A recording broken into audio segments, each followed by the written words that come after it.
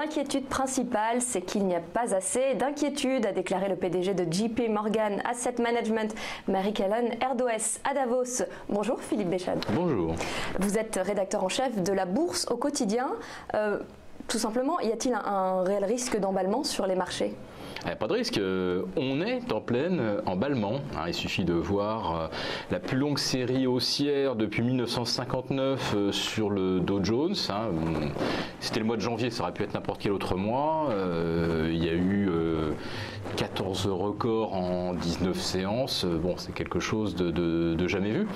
On a en plus de ça, en même temps que les actions montent, on a une progression absolument parallèle des taux d'intérêt sur toute la courbe. Encore on se dirait bon, c'est juste le tout court qui rattrape un peu le taux long, pas trop s'inquiéter, c'est normal, les banques centrales vont un peu resserrer. Non, tout monte en même temps, les taux et les actions, ce qui est quand même quelque chose d'assez vertigineux. Et en plus de ça, on a de l'instabilité, voire une certaine anarchie sur le front d'échange. Donc là, c'est le triple bonheur. Les marchés aiment bien généralement quand on est dans une situation un peu calme et sereine sur le marché d'échange, pas de gros écarts, on a besoin de visibilité. Là, vous pouvez mettre tout ce que vous voulez mettre tous les bâtons que vous voulez dans les roues des marchés d'actions, rien n'y fait, ni la hausse des taux, ni des écarts abyssaux sur les devises en l'espace de quelques heures. Le PDG, vous avez parlé de JP Morgan. Oui, JP Morgan Asset Management, oui. Évoquait l'euphorie de 2006. Moi qui suis peut-être un petit peu plus ancien que lui, ça me rappelle surtout 1987. C'est-à-dire qu'en 1987, il n'y avait que des acheteurs. Il y avait un ratio call-put complètement déséquilibré. C'est ce qu'on observe actuellement également avec le VIX qui est au plus bas, mais ça masque une autre réalité qui est encore plus vertigineuse. C'est-à-dire qu'on avait jusqu'à présent un ratio call-put à peu près équilibré. Là maintenant, c'est full risk on. On ne se couvre même plus. À quoi bon se couvrir ? Puisque de toute façon, le marché résiste à la hausse des taux, aux turbulences monétaires, à tout ce que vous voulez. Donc ça ne sert à rien de se couvrir en fait. Mais quand vous parlez de turbulence monétaire, la hausse de l'euro, elle était anticipée, prévue, parce que tous les indicateurs sont quand même au vert en ce moment dans la zone euro, et de même que la baisse du dollar est pas nouvelle et n'a surpris personne. Donc peut-être que les investisseurs ont anticipé toutes ces évolutions. C'est pas parce qu'elle ne surprend personne, parce que tout le monde baigne là-dedans et tout le monde baigne dans l'euphorie, qu'elle n'est pas surprenante. Vous avez un écart de rémunération entre l'euro et le dollar qui s'accroît en faveur du dollar, et plus le dollar bénéficie d'une bonne rémunération, plus il baisse. Bon, alors voilà, ça fonctionne complètement à l'envers quelque part, mais en fait les taux longs américains ne sont pas les seuls à se tendre, puisque ça contamine aussi la partie longue de la courbe des taux en Europe. On n'était pas loin de 1% hier soir sur l'OAT, on est monté à 0,99, donc vraiment on est là sur des niveaux qu'on n'a pas connus depuis août 2007. Depuis août 2017. Sur les Bunds allemands, effectivement, alors jusqu'à fin 2017, le rendement du 8 ans était négatif, du 7 ans, du 6 ans.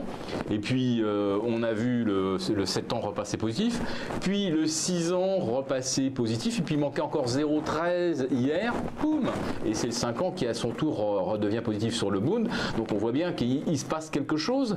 Mais finalement, les marchés d'actions se disent « Ah bah, même pas peur, parce que de toute façon, les taux remontent, certes, mais pas aussi vite que vont progresser les bénéfices cette année. » On se fait des films sur la hausse des profits en 2018, en 2019, en 2020. On extrapole tout ça et on se dit finalement, les dividendes vont tellement accélérer que même si les taux prennent 25-50 points, même pas mal. Voilà où on en est en termes de raisonnement. Alors, autre phénomène intéressant, les prix n'ont pas augmenté comme on l'attendait aux États-Unis, ce qui est le cas d'ailleurs en Europe également, où on attendait une inflation bien supérieure que ce qu'elle n'est aujourd'hui. Tout ça, bien sûr, est lié en fait. Donc les salaires non plus, le pouvoir d'achat des salaires aux États-Unis n'augmente pas. C'est un peu une bombe à retardement pour tous ces travailleurs d'aujourd'hui. Aux États-Unis, c'est vrai que l'année 2017 a été quelque part un petit peu miraculeuse, puisque sur l'ensemble de l'année, le dollar perd 15%, et finalement, l'inflation ne revient pas. Sont tellement marginales qu'elle n'est pas mesurable. En Europe, évidemment, on n'allait pas avoir de l'inflation avec un euro dont le pouvoir d'achat augmente de 15%. C'est assez logique, mais les États-Unis ont été également préservés. Et ça, c'est un peu la surprise. D'autant plus que les Américains ne se sont pas contentés de consommer ce que leur permet leur salaire. Ils ont continué de s'endetter. On a une hausse de 2,7% des salaires, on a une hausse mesurée de la consommation qui est de 3,8. On a un endettement qui a été favorisé par des taux d'emprunt très très bas. Oui, mais ils se sont dégradés. Les conditions d'emprunt se sont fortement dégradées. Ça n'a pas empêché les Américains de continuer de s'endetter. Finalement, tellement encouragés par l'ambiance, par l'euphorie, qu'ils se disent de toute façon, ça va bien se passer. Mais je vais même aller plus loin. Dans les premiers jours du mois de décembre, on a vu des gens acheter des crypto-devises avec leur carte de crédit. C'est-à-dire qu'ils n'avaient même pas le cash sur leur compte et ils s'endettaient pour acheter quelque chose qui gagne à tous les coups. Et là, vous avez des conseillers de clientèle aux États-Unis, le gérant de patrimoine, et une des demandes fréquentes en ce moment, c'est: comment est-ce que je pourrais gager mon épargne retraite? On appelle ça le compte 401K, c'est-à-dire c'est une épargne que peuvent abonder également les entreprises, etc. Comment est-ce que je pourrais gager mon 401K qui est déjà investi en actions? Je pourrais le gager pour obtenir du cash, pour faire encore plus d'actions avec du levier. Alors voilà, tout est comme ça. On est dans l'illusion que ça gagne à tous les coups et que ça va continuer et qu'il n'y a rien qui peut arrêter cette mécanique. Rien ne l'arrête et surtout pas les taux d'intérêt jusqu'au moment où effectivement ça va les arrêter. Parce que en fait, le problème, c'est les gens finalement n'en sont pas conscients aujourd'hui, mais au moment où ils se retrouveront à la retraite, leur retraite ne vaudra plus grand-chose. En fait, c'est un peu votre idée. Alors, elle risque de ne pas valoir grand-chose si jamais on a une correction boursière majeure. Et après ce qu'on vient de connaître, comment cette correction boursière pourrait-elle ne pas être majeure, voire même d'une ampleur inimaginable, puisqu'on vient d'avoir un quadruplement de la valeur des actions, tandis que les bénéfices ont progressé d'environ 170%. Donc la disproportion est fantastique. Enfin, on a une expansion des multiples de capitalisation qui est quelque chose qu'on n'a jamais connu depuis 1929. Et l'autre part de l'épargne retraite, elle est en obligation.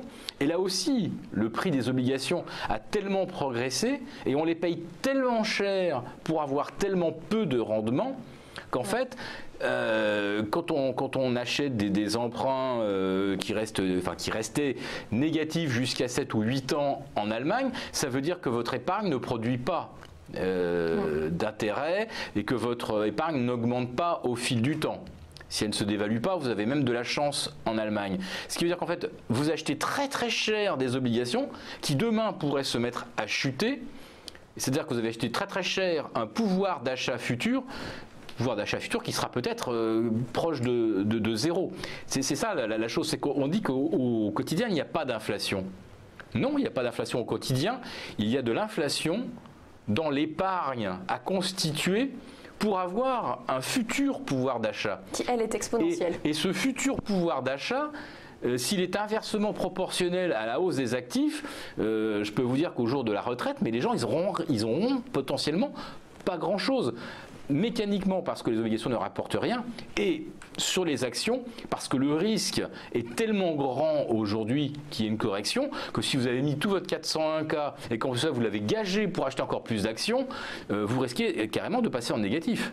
Alors pour tous les épargnants qui nous regardent et qui essayent de se constituer une épargne retraite, comme on peut tous avoir l'idée de le faire logiquement en prévoyant, qu'est-ce qu'il faut faire? Alors il faut arrêter d'investir dans des actions, dans des obligations. Dans quoi on peut investir? Est-ce que la pierre peut être un refuge Il y a longtemps qu'un investisseur raisonnable aurait dû cesser d'acheter des obligations soit avec un rendement quasi nul ou négatif ou avec un risque extrêmement élevé pour avoir du rendement. On achète du high yield, on achète absolument n'importe quoi. On achète essentiellement justement des émissions obligataires totalement illiquides. C'est-à-dire qu'on capte du rendement 3,30 par-ci, 3,40 par-là, sachant que si les choses se passent mal, il est impossible d'en sortir, il est impossible de trouver une contrepartie. Ce sont des émissions de taille moyenne à assez étroite, et personne n'en veut. Si les choses se dégradent, personne n'en voudra. Tout le monde sera collé avec le high yield. C'est une certitude. Pour les emprunts d'État liquides, etc., ils ont plus que doublé. Leur potentiel de repli est extrêmement important également. Donc ça, il y a un risque très, très, très élevé. Sur les actions, on est au niveau de 1929 en termes de valorisation. Mais le discours constant entre banques, assureurs, et surtout les assureurs aujourd'hui qui veulent absolument que tout le monde se convertisse en unité de compte, et ça marche puisqu'en début d'année on a vu que les flux vers les actions augmentent, ça veut dire qu'en fait les gens se laissent avoir, ils se laissent fléchir. Alors vous savez, la bourse ça gagne à tous les coups. Je vous pose juste une dernière petite question avant de malheureusement arrêter cette interview. Xavier Fenot, qui est associé chez Interactive Trading, nous conseillait vendredi dernier l'or comme valeur refuge. Bonne idée ? Je pense qu'aujourd'hui, l'or ou le cash sont effectivement des alternatives. Alors l'or, en plus de ça, peut éventuellement s'apprécier si jamais on avait une perspective inflationniste. On voit que l'or monte aujourd'hui malgré la hausse des taux, alors que généralement on dit que c'est inverse. L'or n'ayant aucun rendement, il est forcément concurrencé par des produits obligataires qui eux offrent un rendement. Mais aujourd'hui, la question c'est pas de savoir si je vais encore réussir à capter un tout petit peu de rendement ou capter peut-être les 2 ou 3% de hausse supplémentaire qui pourraient se produire sur les actions. Le but c'est de ne pas se prendre une plus-value de moins 50, moins 60 à un horizon de 12 à 18 mois. C'est ça l'enjeu. Mais le problème, c'est que quand vous allez voir un conseiller de clientèle chez un institutionnel, le discours, et c'est aujourd'hui une politique, c'est non, mais laissez tomber l'obligataire, ça rapporte rien, faites des actions. Et tout le monde est en train d'acheter avec allégresse des actions qui sont au plus haut depuis 1929. En fait, ce sont les actions que ceux qui avaient de l'argent dès le départ ont pu acheter quand elles étaient très très bas, et maintenant ceux qui ont acheté très très bas, qui avaient beaucoup d'argent et qui en ont encore beaucoup plus, sont tout heureux de trouver des gens qui n'ont pas beaucoup d'argent et qui vont venir leur racheter les actions au plus haut historique. Merci Philippe Béchade, on retiendra l'appel à la prudence que vous nous livrez ce matin.